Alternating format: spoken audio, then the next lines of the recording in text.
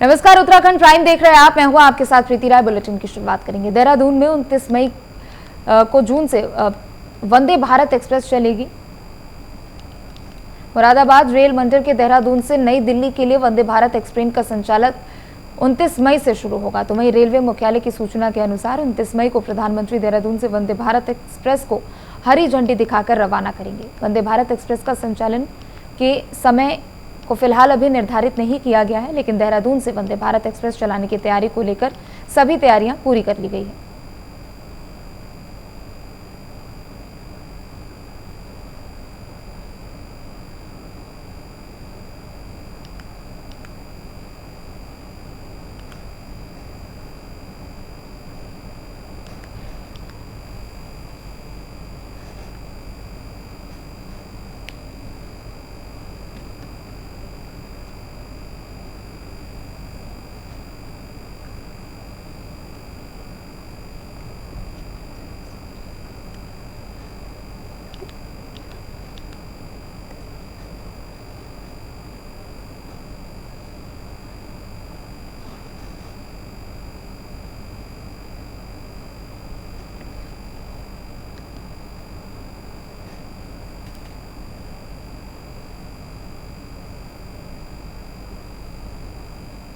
नामी सरकार के कैबिनेट मंत्री चंदन राम दास के निधन के बाद रिक्त हुई सीट पर बागेश्वर विधानसभा के उपचुनाव होने हैं, जिसे लेकर कभी भी चुनाव आयोग नोटिफिकेशन जारी कर सकता है। बीजेपी ने इस सीट को दोबारा हासिल करने के लिए अभी से ही कमर कस ली है और इस चुनाव में ऐतिहासिक जीत दर्ज करने की रणनीति भी बनाने लगी है। बीजेपी के प्रदेश प्रवक्ता सुरेश जोशी ने मीडिया से बातचीत करते हुए उन्होंने कहा कि आगामी 6 महीने के अंदर उपचुनाव बागेश्वर विधानसभा सीट पर होने हैं, जिसे लेकर पार्टी की ओर से अब तैयारियां शुरू कर दी गई है और उन्हें उम्मीद है कि जीत एक बार फिर से बीजेपी की ही होगी।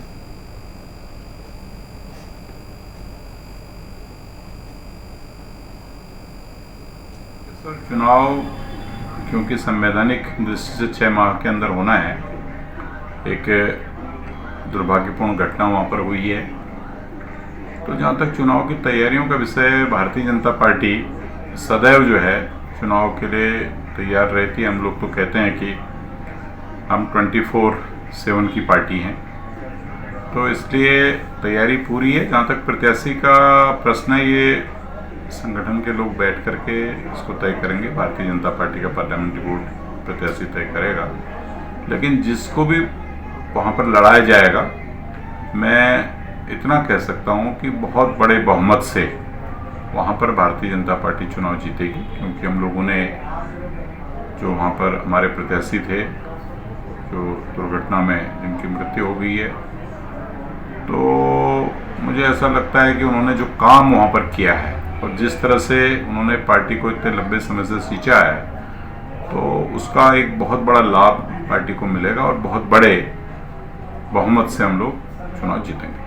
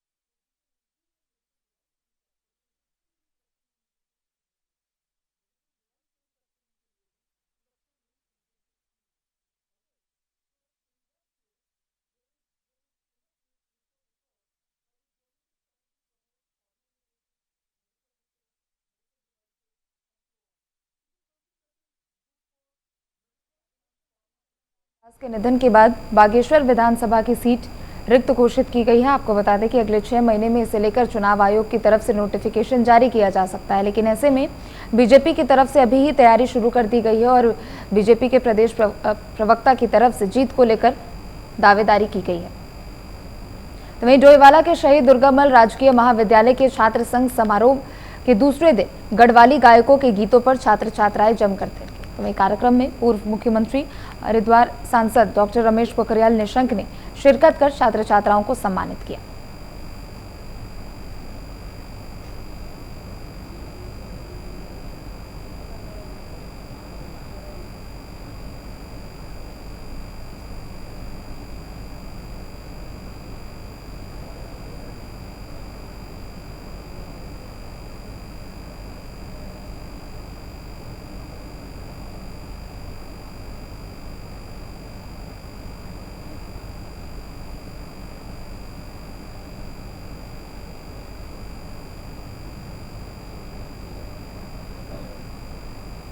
मुझे इस बात की खुशी है कि जहाँ ये इस समय वार्षिक उत्सव मना रहे हैं, वहाँ इस वर्ष बहुत छात्रों ने और छात्राओं ने बहुत सारे अवार्ड प्रदेश में देश में प्राप्त किए। इसका शैक्षणिक और उनकी अन्य गतिविधियाँ लगातार बढ़ रही है। इसी का परिणाम है कि नैक ने अपने निरीक्षण परीक्षण के दौरान इसको 20 श्रेणी दी है। नैक जो अखिल भारतीय स्तर पर सभी विश्वविद्यालयों और सभी IIT, NIT, आईसर सहित तमाम की रैंकिंग करता है और कौन सा महाविद्यालय, कौन सा विश्वविद्यालय, कौन सा संस्थान किधर खड़ा है अपनी शैक्षणिक क्षेत्र में और विभिन्न गतिविधियों में।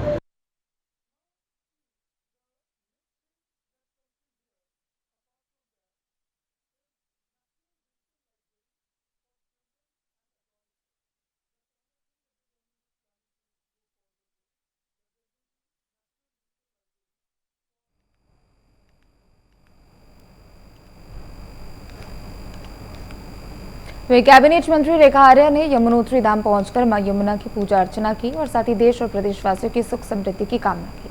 आपको बता दें कि यमुनोत्री उत्तरकाशी आज प्रदेश की काबीना मंत्री रेखा आर्या यमुनोत्री धाम पहुंची। उन्होंने जानकी पट्टी से यमुनोत्री धाम के लिए पैदल यात्रा भी की। इस दौरान उन्होंने रास्ते में श्रद्धालुओं के साथ बातचीत भी की और उनका हालचाल भी जाना।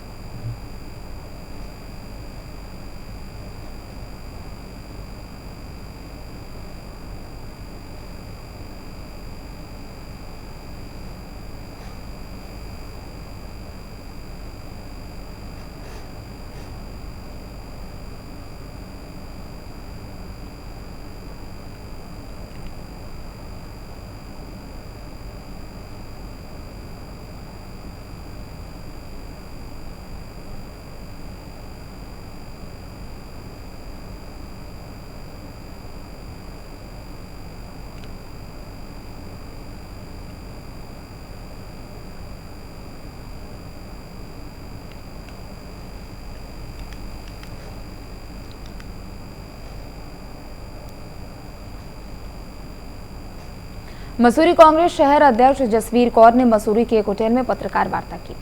मसूरी बीजेपी मंडल की अध्यक्षता गीता कुमाई के द्वारा माल रोड की दुर्दशा और विभिन्न समस्याओं को लेकर अपनी सरकार के खिलाफ लामबंद होने के लिए आभार व्यक्त किया गया। उन्होंने कहा कि मसूरी माल रोड के पुनर्निर्माण और सौंदर्यीकरण के कार्यों को लेकर लगातार प्रश्न उठ रहे हैं। मसूरी की जनता परेशान है, रिक्शा चालक यहाँ परेशान है और साथ ही पैदल चलने वाले लोगों को भी भारी दिक्कतों का सामना करना पड़ रहा है।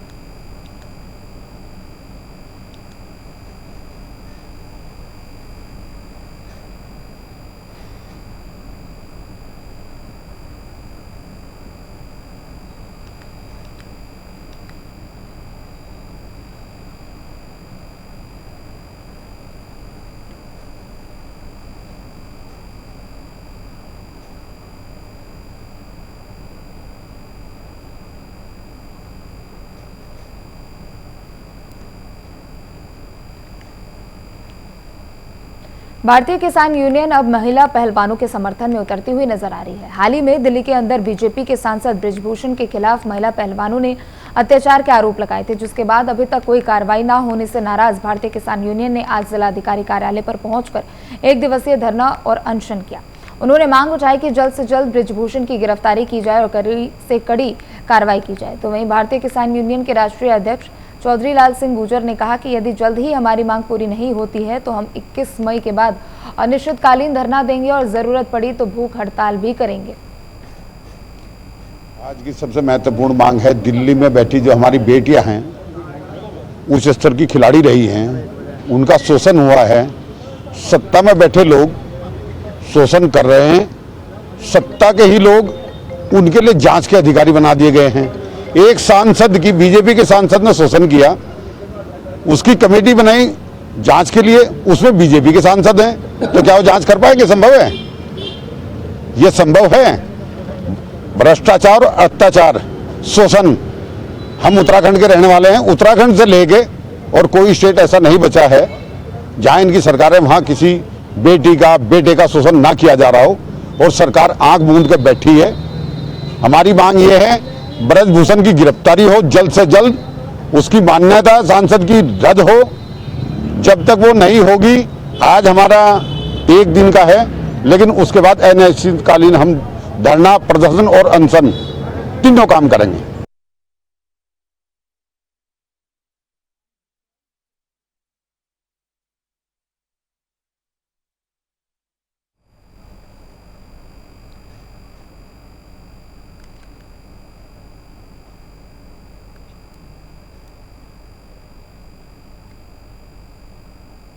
ज्यादा जानकारी के लिए जितेंद्र पेटवाल हमारे साथ जुड़ चुके हैं। जितेंद्र, देखिए जिस तरीके से पहलवानों का धरना प्रदर्शन जारी है, वैसे में अब किसान यूनियन भी उनके समर्थन में आने को तैयार हो चुका है। आप इसी देखिए, अंतर की त्योहार है वो उत्तराखंड में अनुष्ठित है और आज भारतीय किसान यूनियन के राष्ट्रीय अध्यक्ष हैं, उनके नेतृत्व में भारतीय किसान यूनियन के जो तमाम कार्यकर्ता थे आज अपना विरोध दर्ज किया कार्यालय पर। और उनसे ये मानना है कि अभी तो क्योंकि अनशन हम लोग कर रहे हैं, लेकिन अगर अभी भी गिरफ्तारी है वो अगर नहीं होती है बीजेपी सांसद की, उसके बाद वो अनिश्चितकालीन धरना प्रदर्शन और उग्र आंदोलन करने को बाध्य हो जाएंगे। तो कुल मिलाकर भारतीय किसान यूनियन ने साफ कह दिया है कि 21 मई के जो बाद है वो अब अनिश्चितकालीन धरना इस मामले को लेकर देंगे, अगर बीजेपी सांसद बृजभूषण की गिरफ्तारी अभी नहीं हो पाती है। तो ऐसे में ये कहा जा सकता है कि जो दिल्ली की राजनीति है या दिल्ली की जो तपिश है वो देहरादून में भी देखने को मिल रही है, और इस बार भारतीय किसान यूनियन जो है अपने उग्र आंदोलन की ओर रुख करने जा रहा है। ठीक है जितेंद्र, आप बने रहे, आगे भी आपसे और जानकारी लेंगे। तो वहीं पानी की कमी से जूझ रही पहाड़ों की रानी मसूरी में पानी की समस्या आखिरकार अब दूर हो चुकी है। 2020 में 144 करोड़ की लागत से शुरू की गई यमुना मसूरी पेयजल योजना से आखिरकार मसूरी तक पानी पहुंच चुका है। अब पेयजल निगम की पाइपलाइन को साफ करने के बाद पानी की गुणवत्ता की जांच करना ही बाकी रह चुकी है। तो वहीं जैसे ही मानकों के अनुरूप पानी की गुणवत्ता सुनिश्चित हो जाएगी, उसके तुरंत बाद उपभोक्ताओं तक पानी पहुंचाया जाएगा।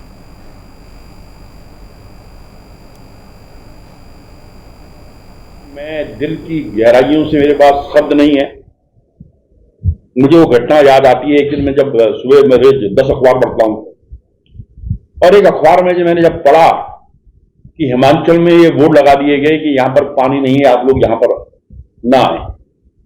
मैं बहुत टेंशन में था। मैंने कहा अगर मसूरी में ऐसी घटना घट गई, क्षेत्र का विधायक होने के नाते मेरी क्या जिम्मेदारी बनती है, मैं कैसे पानी लाऊंगा यहाँ। और कहते हैं ना कि वेर जो विल देर जो वे, आदमी की सोच ठीक हो, आदमी की चाह हो तो रास्ते अपने आप भगवान बना देता है। चांस की बात है कि अनिल बलूनी जी जो मेरे बहुत अच्छे मित्र हैं, जब वो राज्यसभा के सांसद बने तो मैं उनका एक अभिनंदन कार्यक्रम मसूरी में रखा और मैंने उनसे मांग की कि बलूनी जी आप हम पर एक कृपा कीजिएगा, मसूरी पर कृपा कीजिएगा, क्योंकि वो डायरेक्ट पीएम से उनका संबंध है। और उन्हें 15 दिन के अंदर इस योजना को स्वीकृत कराकर उसका 10 करोड़ रुपया टोकन मनी तुरंत दे दिया था।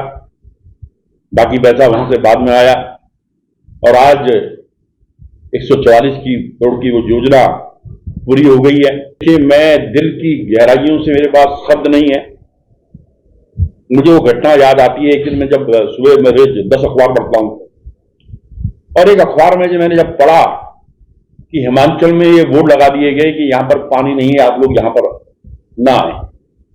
मैं बहुत टेंशन में था। मैंने कहा अगर मसूरी में ऐसी घटना घट गई, क्षेत्र का विधायक होने के नाते मेरी क्या जिम्मेदारी बनती है, मैं कैसे पानी लाऊंगा यहाँ। और कहते ना कि वेरे जो विल देरे जो वे, आदमी की सोच ठीक हो, आदमी की चाह हो तो रास्ते अपने आप भगवान बना देता है।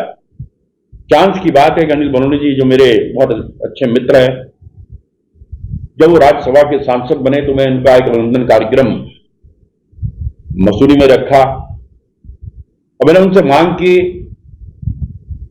कि बलूनी जी आप हम पर एक कृपा कीजिएगा, मसूरी पर कृपा कीजिएगा, क्योंकि वो डायरेक्ट पीएम से उनका संबंध है। और उन्हें 15 दिन के अंदर इस योजना को स्वीकृत कराकर उसका 10 करोड़ रुपया टोकन मनी तुरंत दे दिया था।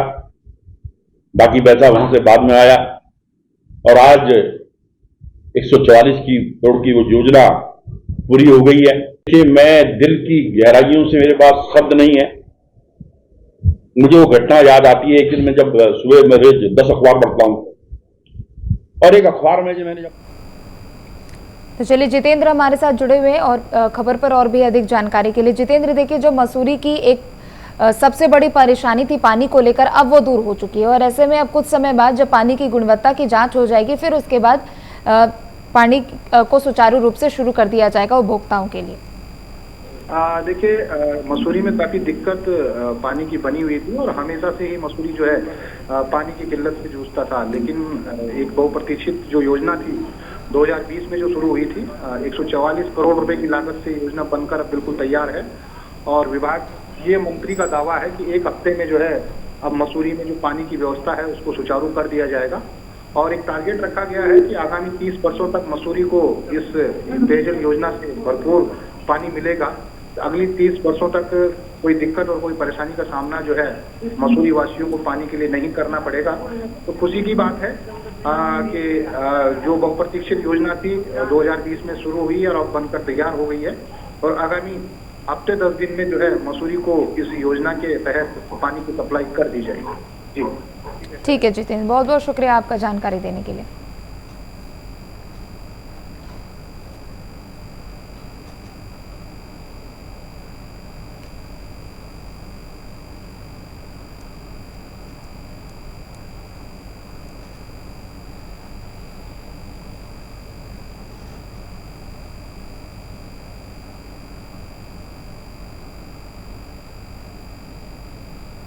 तो खबर मसूरी से है जहां पानी की समस्या अब दूर हो चुकी है। तकरीबन 144 करोड़ की लागत से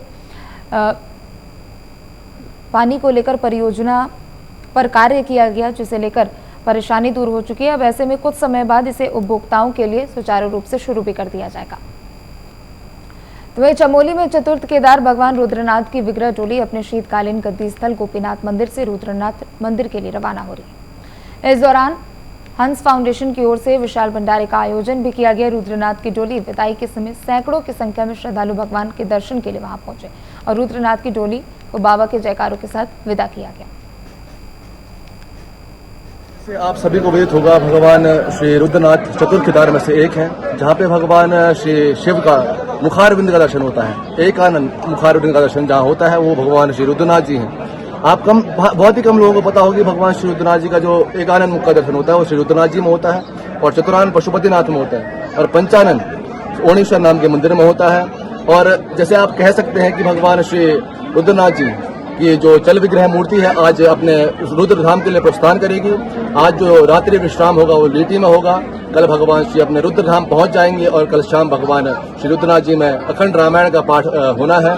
तत्पश्चात 20 तारीख को प्रातःकालीन ब्रह्म मुहूर्त में रामायण का पाठ खत्म होगा। तत्पश्चात भगवान श्री रुद्रनाथ जी के कपाट खोल दिए जाएंगे। धन्यवाद। रुद्रनाथ की डोली पट खोलने का जो है ज्येष्ठ संक्रांति के दिन कार्यक्रम शुरू किया जाता है। उस दिन भगवान गर्भगृह से गद्देश्वर पर उनकी जो है जल विग्रह मूर्ति रखी जाती है, जो 2 दिन वहाँ पे दर्शन देने के बाद तीसरे दिन जो है रुद्रनाथ के लिए प्रस्थान डोली में करते हैं।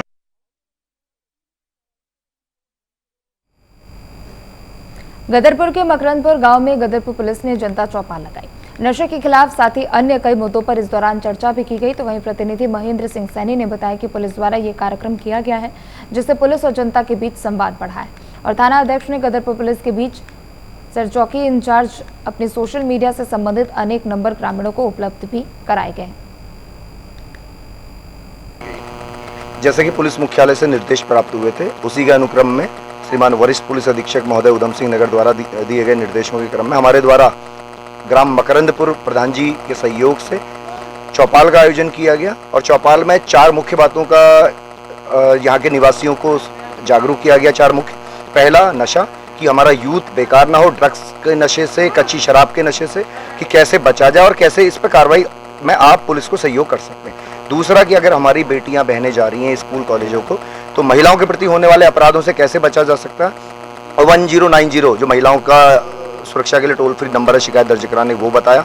तीसरा हमने एक्सीडेंट के प्रति, क्योंकि आए दिन सड़क दुर्घटनाओं में सबसे ज़्यादा हानि हो रही है यूथ की, तो उससे कैसे बचा जा सकता है, किसको मोटरसाइकिल चलानी चाहिए, किसको गाड़ी चलानी चाहिए जिस पर ड्राइविंग लाइसेंस है, और पूरी तरह से यातायात नियमों का पालन करना चाहिए। चौथा साइबर फ्रॉड, जैसे कि आजकल अनजान नंबरों से कई सारे मैसेजेस आते हैं, हाय हेलो मैं बात करने, इस तरह के कई मैसेजेस आते हैं, तो उसमें कोई भी उसके झांसे में ना आए और तत्काल उसको ब्लॉक करे। अगर किसी अननोन नंबर से इस तरह के मैसेज आते हैं और अगर मैसेज में कोई उसका रिप्लाई कर भी दे रहा है और उसकी तरफ से डिमांड आती है किसी पैसे की, तो तत्काल उस नंबर को ब्लॉक करके आवश्यक कार्रवाई करें। ये सारी जानकारी दी गई। और 1930 टोल फ्री नंबर है साइबर क्राइम की सूचना देने के लिए, वो भी ग्रामीणों को अवगत कराया गया। अब वहीं अल्मोड़ा जिले के विकासखंड सल्च में विधायक महेश जीना ने मौलेखाल में मल्टीलेवल कार पार्किंग के निर्माण कार्य का भूमि पूजन किया। 4,55,11,000 रुपए की लागत से इस पार्किंग का निर्माण हो रहा है।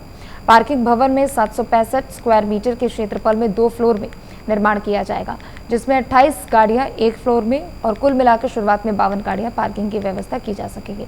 कार्यक्रम की अध्यक्षता मंडल अध्यक्ष भगवत बोरा ने की और विधायक जीना ने इस दौरान अपनी सरकार में कराई जा रही विकास कार्यों की भी जानकारी दी।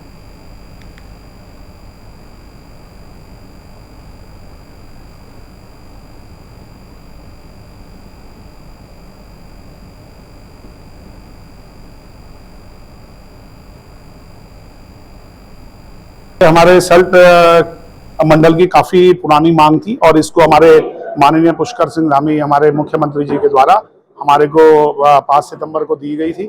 और इसका कार्य अभी C&S के द्वारा शुरू हुआ है। इसकी लागत लगभग 4,55,00,000 रुपए के आसपास की है और जल्दी ये एक भव्य पार्किंग बन रही है, क्योंकि इसको हम इस दृष्टि से देख रहे हैं कि कल को यहाँ पर जब टूरिज्म बढ़ेगा तो होटलों की संख्या भी बढ़ेगी और उस समय जो पार्किंग की कठिनाई होगी उसका भविष्य का सोचते हुए इसकी हमने शुरुआत की है।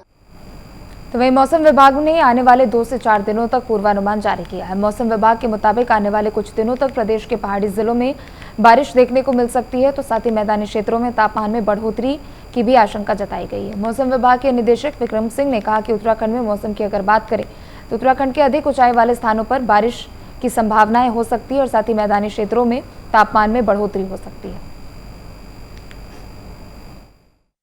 करें तो अभी जो तापमान है पहाड़ों में या मैदानी क्षेत्र में करीब 2 डिग्री तक कुछ जगहों में जो है 2 से 3 डिग्री तक जो है ऊपर है और आगे भी 3-4 दिन ये कंडीशन रहने वाली है। 18 तक अगर मैं बात करूँ तो तापमान 1-2 डिग्री और इसमें बढ़ोतरी होगी।